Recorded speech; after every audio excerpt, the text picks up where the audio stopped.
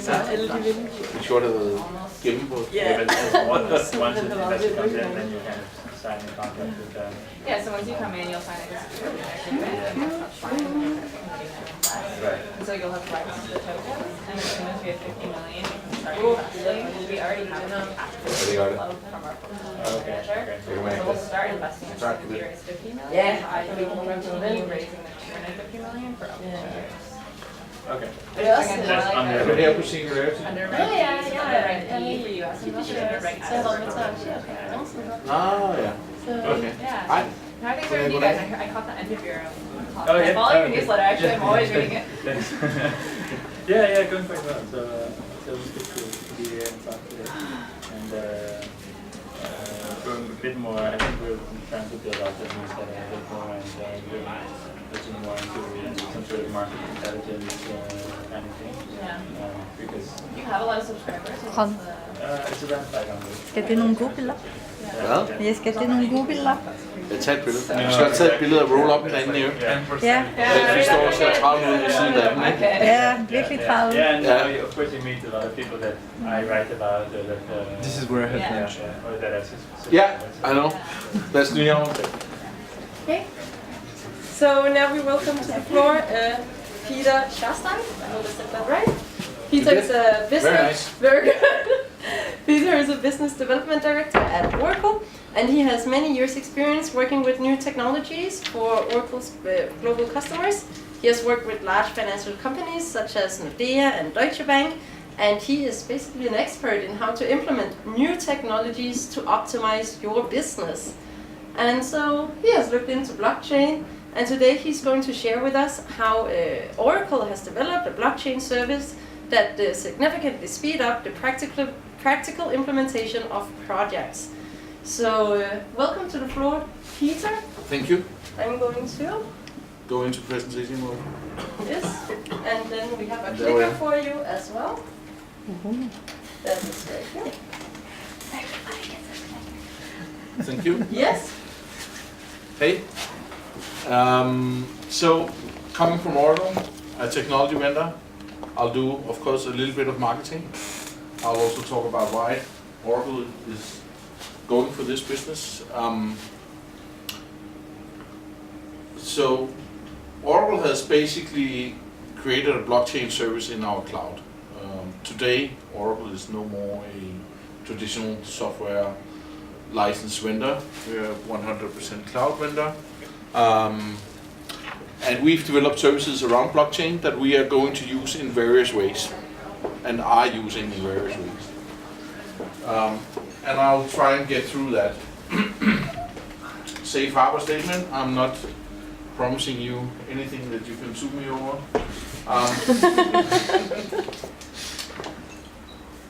Oracle has built a cloud platform.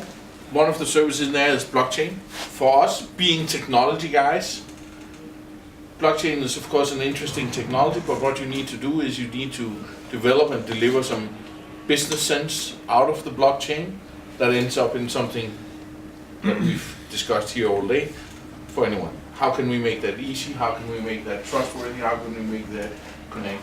Then secondly, will it mean something to us? Will it mean something to the applications and products we deliver into the market? Will the blockchain technology change for us? We are delivering open banking platform, open banking innovation platform, which contains core functions, APIs, anything you need, where you can basically also access distributed ledger technology through APIs in our banking platform. If you do not know, we have around 10,000 consultants and developers that only focus on the financial services industry within Oracle. We have core banking solutions around most of the globe, and most of the top tier banks are utilizing our core banking technology. So we are focusing on how can we build applications, for instance, based on blockchain. Does it make sense? So we are releasing a complete set of services based on blockchain applications, where blockchain is at the essence of it, and that's that's some of the strategies we do around blockchain, so in generic terms, around applications. Then we have a specific service around the autonomous blockchain, as we call it. Autonomous, why? One of the challenges that was portrayed earlier today in there was, how do you maintain, how do you keep it up, how do you administer, how do you deliver all the technical setup around the operations part around your blockchain. So that is something we are trying to take care of in the service. We launched it a year ago roughly. We have 90 customers working on it, 5 in production blockchain networks. It's all permission based, all Hyperledger. That's the service we provide, so if that's not, then this is basically the service we provide. And we have more than 500 trials running currently within our blockchain service. We have within different industries, a lot within supply chain, and secondly, I'd judge it's financial services that are trying to utilize for various business cases of any kind. What we see as enterprise demands and why I kind of focus on execution is how expensive is it for me, what's my risk, and what's the time it takes for me to set up a network and define an environment in which I can have developers working professionally and deploying a solution on a blockchain network that I can connect to any other Hyperledger infrastructure if I want. How fast can I do that? How stable is it? How can I manage it? So that we can do rapid experimentation, that we can go production ready immediately with security integrated with integration solutions. All of these things around your blockchain network is a part of what we deliver as one autonomous service, as we call it. So the schematics of our service, basically, we have, of course, the Hyperledger part. We supply REST APIs, SDKs for Go, Java, Node.js, and OIC for identity, so identity management. That's a part of the service. We can do, of course, distributed ledger, smart contracts, governance, confidentiality, consensus, and so forth, all built on the Hyperledger fabric. And around that, we provide various technical services that you need to maintain it, give availability, so forth. And of course, we can connect to Hyperledger Fabric peers and work with them. So it's basically a full service. You can instantiate really fast, and it's self-maintaining, self-patching, self-restarting, everything you need. That's why we call it autonomous, self-driving, self-securing, self-repairing. You don't need to spend time on the technology infrastructure stuff. It is a service you buy. Pre-integrated customer on-ramps for blockchain networks. We have an ERP suite with more than 40,000 customers. We are enabling with DLT functionality, so you can use that. So we expose ECS APIs in the NetSuite Suite Cloud platform, and it'll create basically one of the largest DLT-enabled business communities. So we hope it'll enable innovation. People will get into great use cases around using blockchain in any business operations. FlexCube is a core banking solution that runs with 319 banks in more than 115 countries. A lot of big banks use it. So we use blockchain to enable connectivity between FlexCube banks and other banks. We do integrations through FlexCube blockchain adapters, and basically we can do use cases pre-built for banks through these core banking solutions. And then we have the open innovation platform for open banking, which also contains a core banking solution, another one. So we're creating a digital marketplace with business microservices for banking in general, that banks can use anywhere based on APIs, fintech APIs, for use both in connection with blockchain and other platforms. So we can do service offerings in payments, KYC, anti-money laundering, RegTech, yeah, a lot of use cases. This is basically where we take our own applications and try to enable them with blockchain.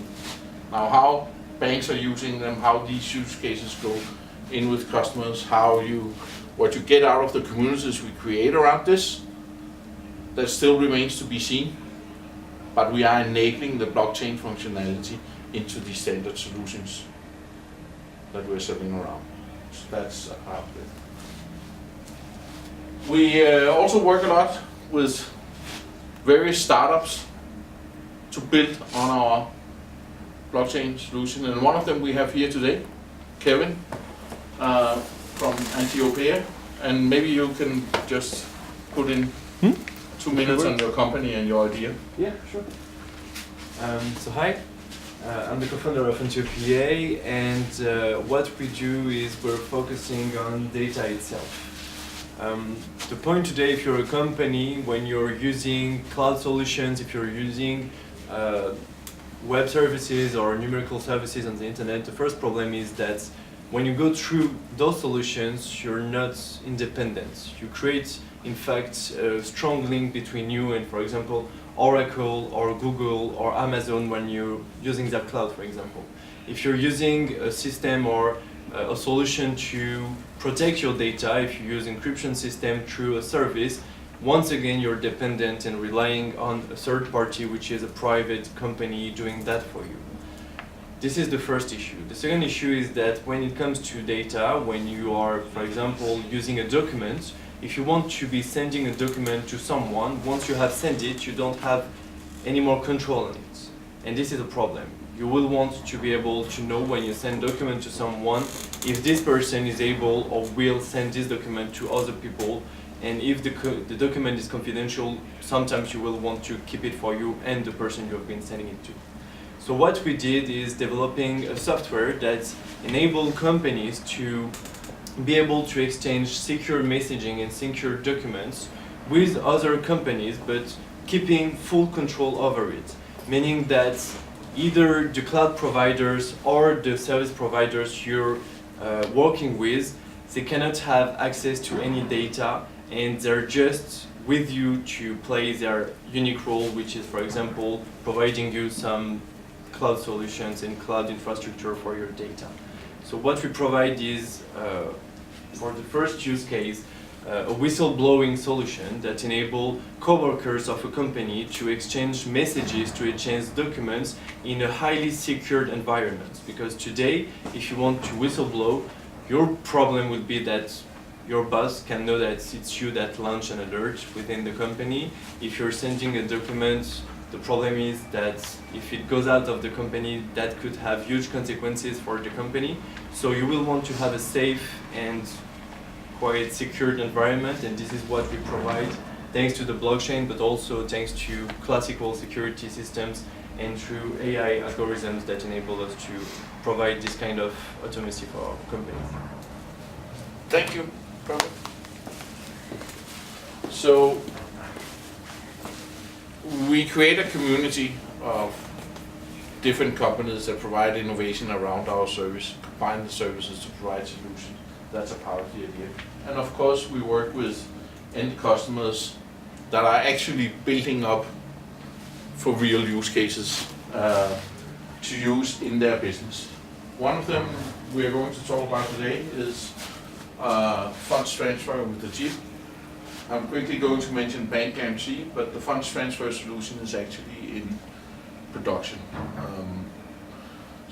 So we're working within shipping, maritime, cargo smart, and a lot of industries. So Arab Jordan Investment Bank is quite a large bank in the Mid East. They have international branches, and they want to do cross-border transfers. Today they have been using SWIFT services, but they are changing that to using a blockchain solution based on the service we have, and it just launched into production. So today they are doing automated transfers between there. So it is a permission-based network based within the bank and their regions with real-time handling of transfers, and of course an integrated order trail that's UCCL. So basically we have for them it's about enhancing the customer experience, doing immediate transfers of funds, having the digital trace enabled immediately. You can track end-to-end payments. There's no single point of failure. Data privacy, all of this is fixed through the blockchain service we provide. Also the identity services maintaining and keeping the autonomous part of the blockchain. Makes them sure, because we give them an SLA, that this network is always running. They have to develop the solution. So they have developed a blockchain connector, I'll get a little bit into that, and basically connect it to the local core banking and anti-money laundering as the primary connectors in there, and then we support the flow in between. The blockchain connector is basically an adapter built by it's a UK consulting company that built it.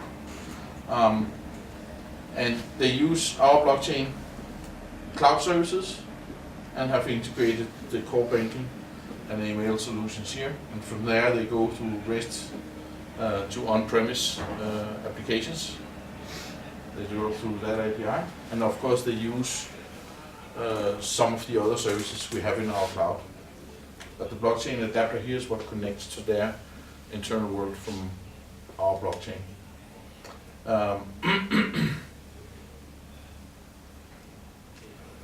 Payments solution, near real-time business-to-business payments from ERP. Again, this is something that is currently not in production but being tried. Bank using our ERP solution with the invoice coming in, proof generate payment, send generates into a payment smart contract, and you can do automated payments in open market through blockchain solution. Security services blockchain, another thing we're working on, that you could do asset tokenization. A lot of people are working on that, so in general that's another use case that we're working with banks on in our network. When you pack this up together, get a use case for basically excluding your security trustee and paying agents from payments, and you can do it through your own blockchain, and basically you have very low transaction costs, very speedy transaction costs on your payments. And bank guarantees. This one I know we're working with an Indian bank on to issue bank guarantees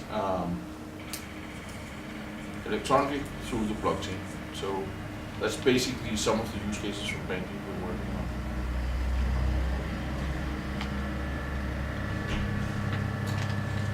And then, yeah, the last one, buyer's credit for cross-border trade. So that you can assume and get assurance for the buyer's credit. You can do cross-border trades and taking out people's credit. So managing these, sorry for not being a financial services expert, but Vostro and Nostro accounts I learned it was. So the accounts you have for security when you transfer funds between them, right? So that's another solution.